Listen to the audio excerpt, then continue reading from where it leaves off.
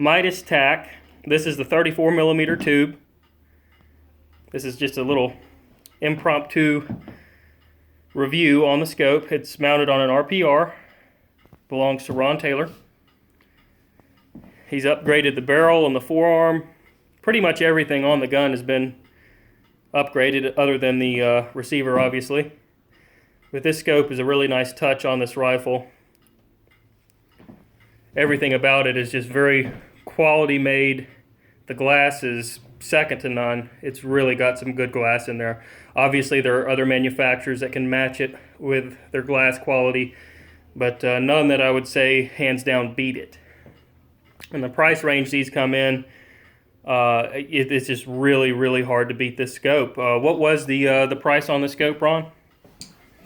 The list price, I believe, is in the neighborhood of $1,050. Street price, I did a little research on it. It's around $849. That is pretty incredible for what you get with this package. You get a hard zero stop. You get, what's the power range on it? It's 5 to 25. Yep, 5 to 25. That's really what you're looking for a long-range scope, is right in that 5 to 25 region.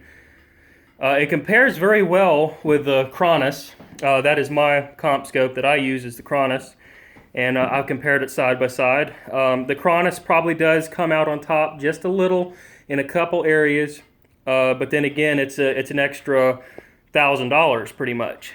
So if you don't have $2,000 to put into a scope, you can get something that'll hang right there with it in the $850, $900 region here. These are very tough scopes. These are good. Not seeing any problems with this model here. Athlon Midas TAC, 5 to 25 by 56. It's a winner. You have anything else to say about it? A few things that I want to point out. It has HD glass, fully coated. It has the Athlon XPL coating. It's a protective coating. It's a proprietary coating, is from what I've been able to gather. 56 millimeter objective.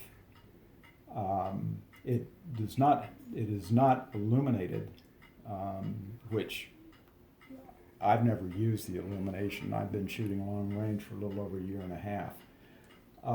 So that is not that important to me.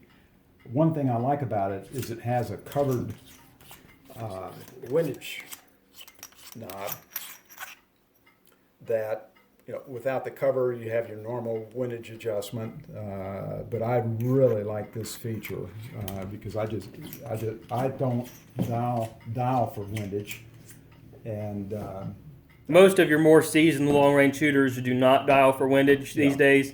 That's not to say that, I'm sure there's really good shooters out there that do prefer to dial wind, but with the reticle options that you can get these days, dialing the wind is just kind of a distraction, especially at the ranges where we work. You would pretty much have to keep your hand on the windage turret the entire time you're shooting to make fine-tuning adjustments.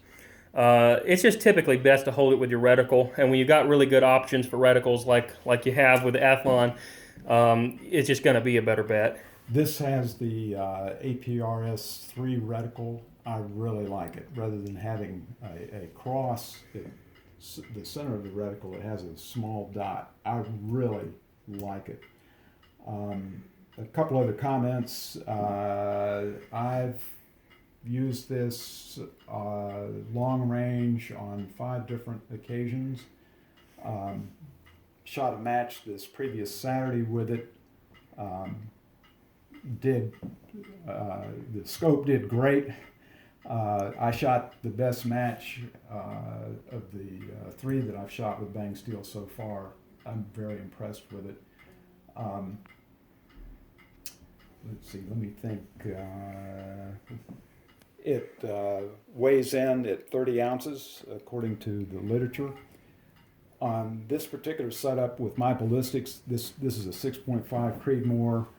I'm shooting 180 grain Hornady boat tail hollow points. The 140s. 140s at 2,800 feet per second.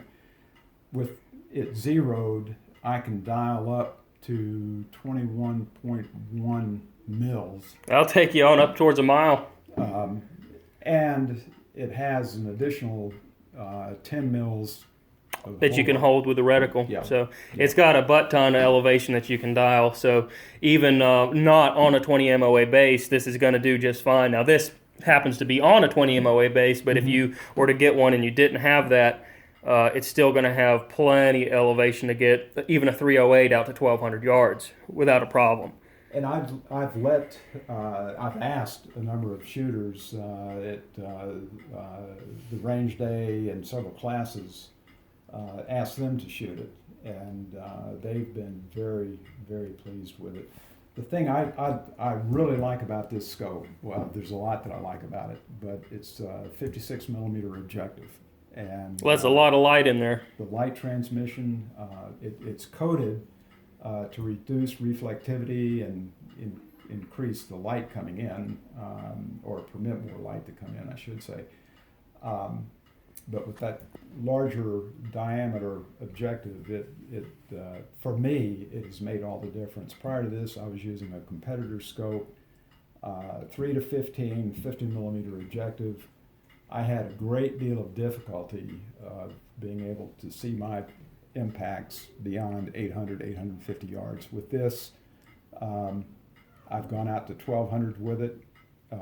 In this current setup with this scope, haven't had a bit of problem seeing my impacts. Yeah, the glass in this is better than the previous scope that you were using, Yes. and the eye box is a little bit more forgiving, so maintaining that sight picture is going to be easier. And that's one thing I'd like to comment on is the eye relief on this per Athlon is 3.7 inches, so it has a good amount That's of good. eye relief to it. That's very good. Well, I think that's about it for this review. If you have any other questions about this scope, if you're thinking about purchasing one and you have a question that maybe we didn't cover, you can email me at forrestnewberry243@icloud.com, or you can Facebook message me at my Facebook page, it's just Forrest Newberry, or Bang Steel Long Range Shooting School on Facebook. You can message that as well. Thank you for listening in.